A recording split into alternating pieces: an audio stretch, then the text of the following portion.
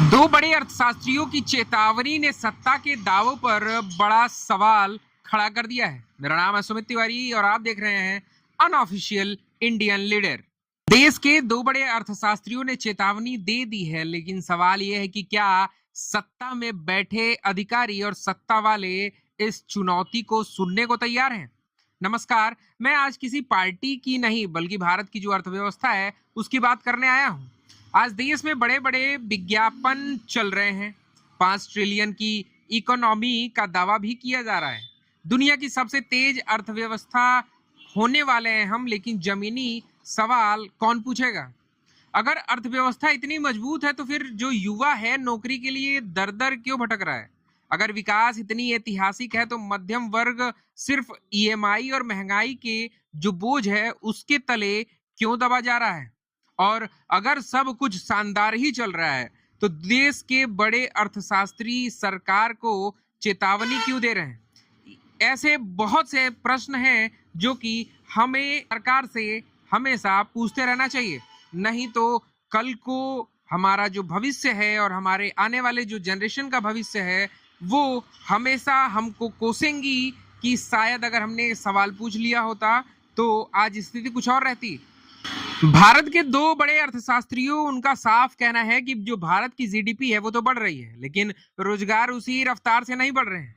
सरकार इंफ्रास्ट्रक्चर तो बना रही है, जैसे रोड हो गया और भी बहुत सारी चीजें हैं जिनमें इंफ्रास्ट्रक्चर का अगर कंपैरिजन देखा जाए तो पिछली सरकार से वर्तमान सरकार बहुत तेजी से इंफ्रास्ट्रक्चर को बना रही है, लेकिन जो प्राइवेट इन्वेस्टमेंट है वो धीरे धीरे कहीं ना कहीं कमजोर पड़ा जा रहा है। आरबीआई का सरप्लस लेकर हो सकता है कि आरबीआई का जो सरप्लस है सरकार दिखा के उससे हमें राहत दिखा सकती है, लेकिन क्या यह अस्थाई आर्थिक मॉडल है?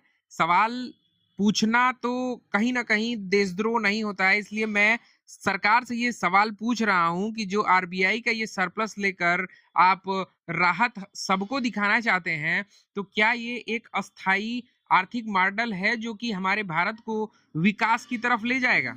एक भारतीय होने के नाते और एक अनऑफिशियल इंडियन लीडर होने के नाते मेरा काम सिर्फ सच्चाई दिखाना ही है, किसी के तलवे चाटना या किसी के सभा में बैठकर ताली बजाना नहीं है। आज गांव का किसान खाद और डीजल की कीमत से परेशान है। शहर का युवा डिग्री लेकर डिलीवरी जॉब कर रहा है, कोई स्विगी, कोई इंस्टामार्ट और अन्य अन्य जगहों पर। छोटे व्यापारी जीएसटी और घटती खरीदारी से जूझ रहे हैं और दूसरी तरफ टीवी पर सिर्फ सब चंगा सी का माहौल बनाया जा रहा है। देशभक्ति का मतलब सिर्फ सरकार की तारीफ नहीं होता है। देशभक्ति का मतलब होता है देश की आने वाली पीढ़ियों के लिए सही सवाल उठाना। और अगर आज हम बेरोजगारी, महंगाई और आर्थिकी असमानता पर चुप रहे तो कल यही संकट भारत की सबसे बड़ी चुनौती बन जाएगा। भारत की जो अर्थव्यवस्था है मजबूत हो सकती है, लेकिन उसके लिए सिर्फ हेडलाइन नहीं चाहिए। हॉनेस्ट पॉलिसी और अकाउंटेबिलिटी भी उतनी ही साझेदारी से जिम्मेदार है जितनी की बड़ी बड़ी हेडलाइनें। मुझे लगता है कि सरकार को आलोचना से बिल्कुल नहीं डरना चाहिए, क्योंकि इतिहास गवाह है कि जो सरकारें चेतावनी सुन लेती हैं वो देश को संकट से बचा लेती हैं, और जो सिर्फ प्रचार सुनती है उन्हें जनता एक दिन आईना जरूर दिखाती है। अर्थव्यवस्था सिर्फ शेयर बाजार से नहीं चलता है। देश की जो असली ताकत है वो उसके युवा हैं, उसके किसान हैं और मध्यम वर्ग होते हैं। अगर आप मेरी बात से सहमत हैं तो वीडियो को शेयर जरूर करिएगा और वीडियो को लाइक करना ना भूलिएगा। चैनल को सब्सक्राइब भी करिएगा। Thanks for watching.